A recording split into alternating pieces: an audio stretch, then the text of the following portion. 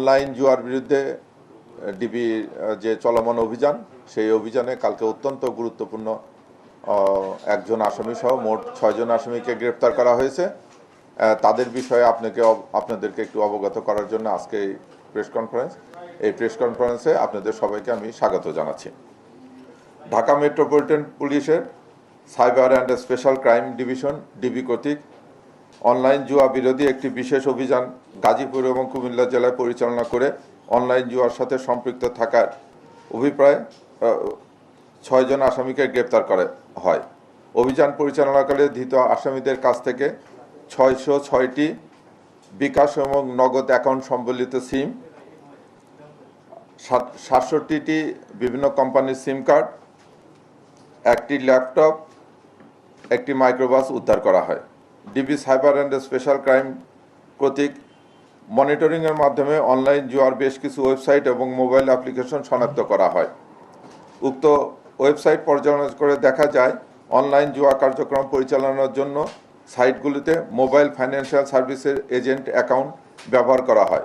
জুয়ার সাইট ও mobile apps থেকে প্রাপ্ত এমএফএস অ্যাকাউন্ট পর্যালোচনা করে অনলাইন জুয়ার সাথে সম্পৃক্ত একটি সংঘবদ্ধ চক্রকে শনাক্ত করা হয়। প্রাপ্ত গোয়েন্দার তথ্যের ভিত্তিতে গাজীপুর টঙ্গীতে একটি রিসোর্টে অভিযান পরিচালনা করে 3 জন আসামিকে গ্রেপ্তার করা হয়।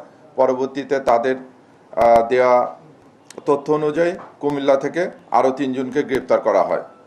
গ্রেপ্তারকালে আসামিদের নিকট থেকে 60টিরও অধিক মোবাইল ফোন জব্দ করা হয়, যে মোবাইল ফোনগুলোর মাধ্যমে তারা ওই 6600টি সিম কার্ড ব্যবহার করে নগদ এবং বিকাশ অ্যাকাউন্টের মাধ্যমে টাকা ট্রান্সফার করে।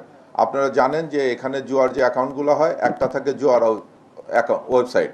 সেই জুয়ার ওয়েবসাইট থেকে কি করে, এরা যে টাকাটা আসে সেই টাকাগুলো এরা এই অ্যাপসের মাধ্যমে নগদ এবং বিকাশের মাধ্যমে এই সিম কার্ড এবং এই মোবাইলগুলোর মাধ্যমে তারা এটে কালেক্ট করে।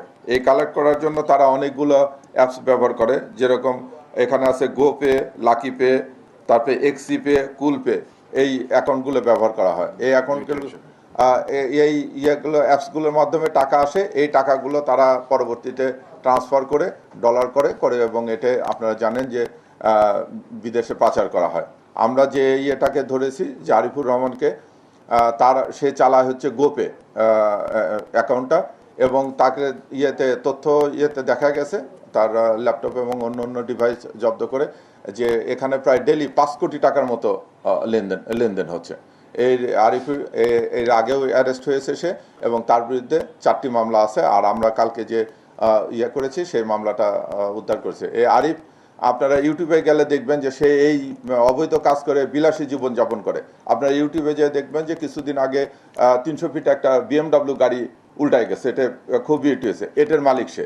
ওটার পরে সে আর একটা BMW গাড়ি কিনেছে, এবং সে পুলিশের হাত থেকে বাঁচানোর জন্য একটা ভিন্ন কৌশল নেয়।